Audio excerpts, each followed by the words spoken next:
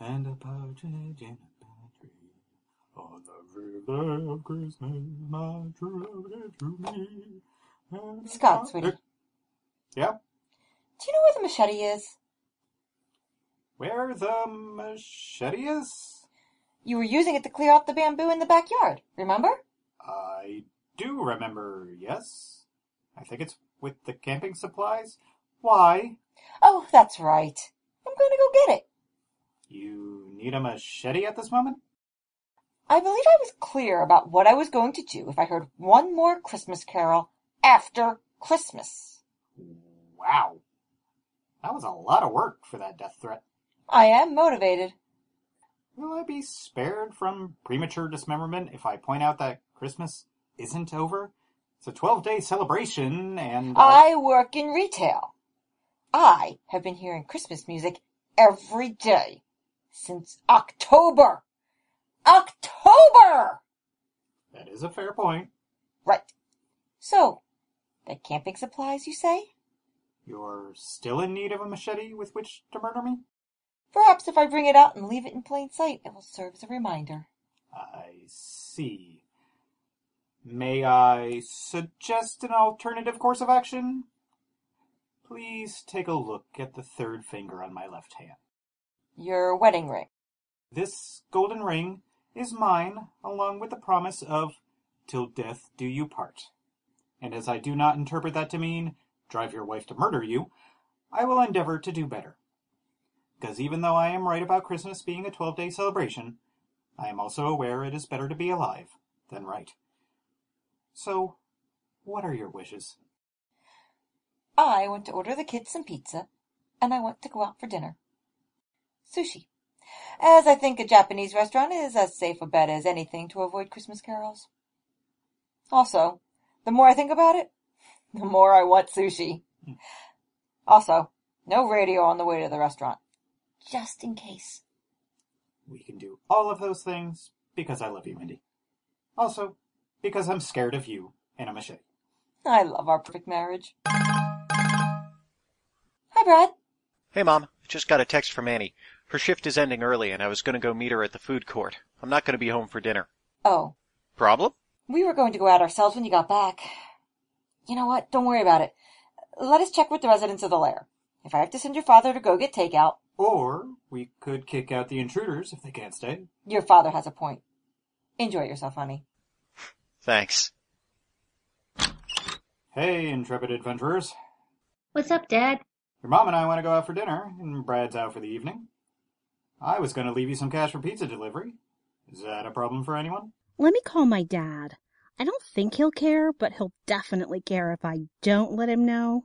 Somebody shouldn't have gone to Ben Davenport's party last month. Shut up, Ken. Okay, give him a call. And if you need to go home, we'll drop you off. It was harvest time in the wheat fields of Darius Potter. In 2008, he and his family had spent countless man-hours keeping up the fields. The year before, they'd invested in improvements to keep mice and rats away from the silos. But a different type of invader would be visiting this year. It was Darius's wife, Vanessa, who first spotted them. Within the beautiful fields of gold, perfect rings had been indented into the crops. The plants were unnaturally flattened to the ground, and yet not one wheat stalk had been broken. The family's first thought was that it was a prank by local teenagers.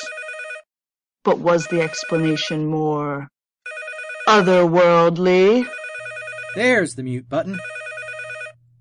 Mike Stanton. Hi, Dad. Hey, Carrie, everything all right? It's fine. Mr. and Mrs. Connor are going out, and so is Brad, so technically there won't be an adult in the house. Mm-hmm. But we're almost done with the game. Is it okay if I stay? Who's there with you? Just Ken and Michelle. And you're playing... Chimeras and Catacombs? All right, but that better not turn into Spin the Bottle. Okay, 1. I'm not 11 years old. And 2, with Ken? Are you nuts? He's over here quite a bit. Dad. I'm just saying. Give me a call if you need a ride home. Love you, Pumpkin. He's good with it. All right. Have fun. Okay, you cast the Find Trap spell on the door, right? Yep, it's all clear. Then I'm kicking it off its hinges. 16? You don't knock it off the wall, but it does burst open. Inside is a large room lit by a huge fire in a bronze brazier which stands on a pedestal in the middle of the room. There's an altar made of black marble on a platform against the back wall. It's bare except for one thing, a large golden bell. Thank you. We've been looking for the Bell of Wakefulness for the last 6 sessions. I swear if this is a decoy, I'm going to scream. And also in the room is a large statue of a man, also made from black marble. It's carrying a warhammer, and the moment the door opens, so do its eyes. Roll initiative. 4. 13. It got a 14. You just kicked down the door, so it makes a charge attack on you. I assume a 22 is a hit. Ugh, we are screwed. Lose 15 hit points. 15? Crap. Your turn. I'm hitting it. Full attack, so I get 3 shots at it. First attack, red die. Blue second, and green is the third. Okay, that's a 12, 17, and 14. It's not hard to hit. All of those make contact, but only that middle attack is going to do any damage. Roll it. Oh, come on. You got a 4 on a 3d6? Okay, these dice are going in the freezer as punishment. 4 damage.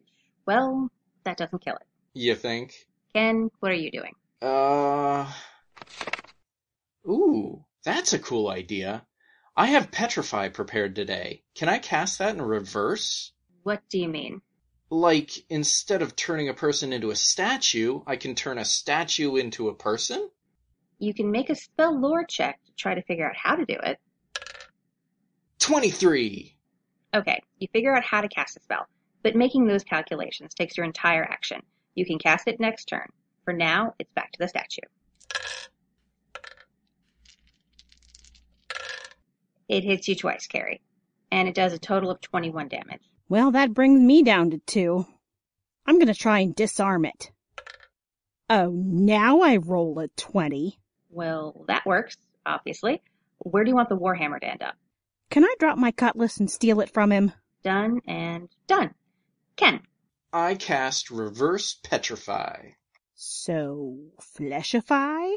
Okay, it rolls to save and it gets a 3. Yes! So the solid stone animated statue becomes solid flesh and, not having a skeleton to hold it up, it slumps to the ground like a sack of gelatin. Ew. I hit it with its own hammer until it's a pancake. Okay, that is messed up. Your spell only lasts 5 rounds.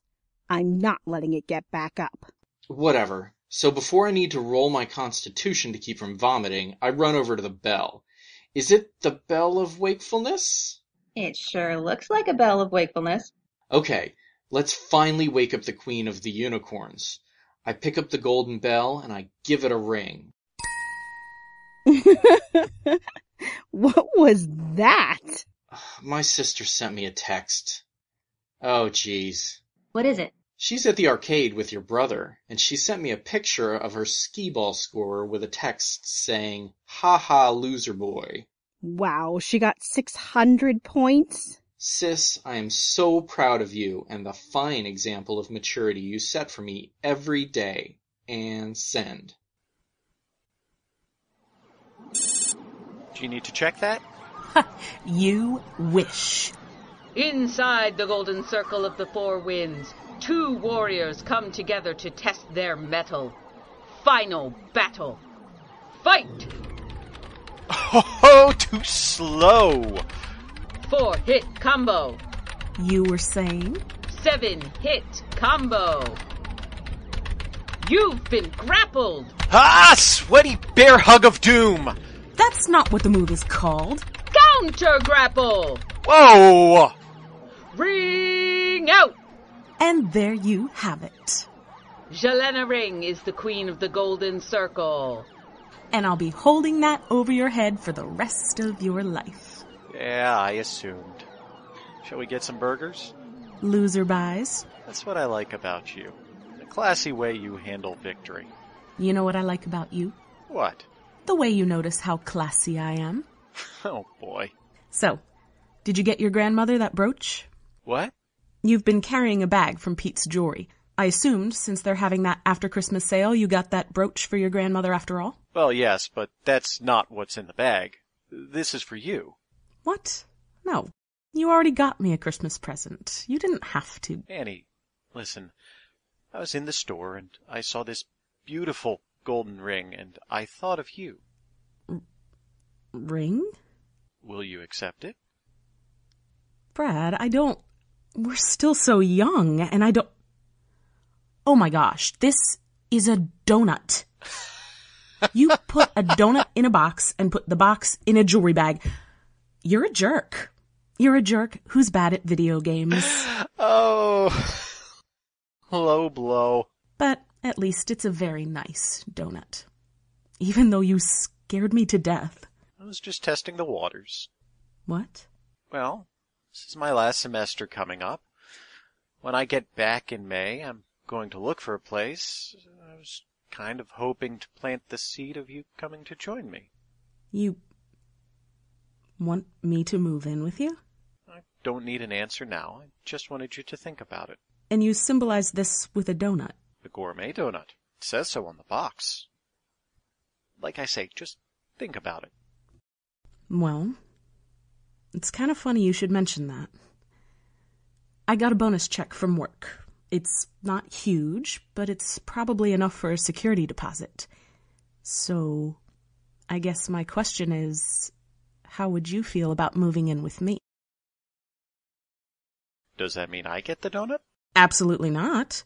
This is gourmet, after all.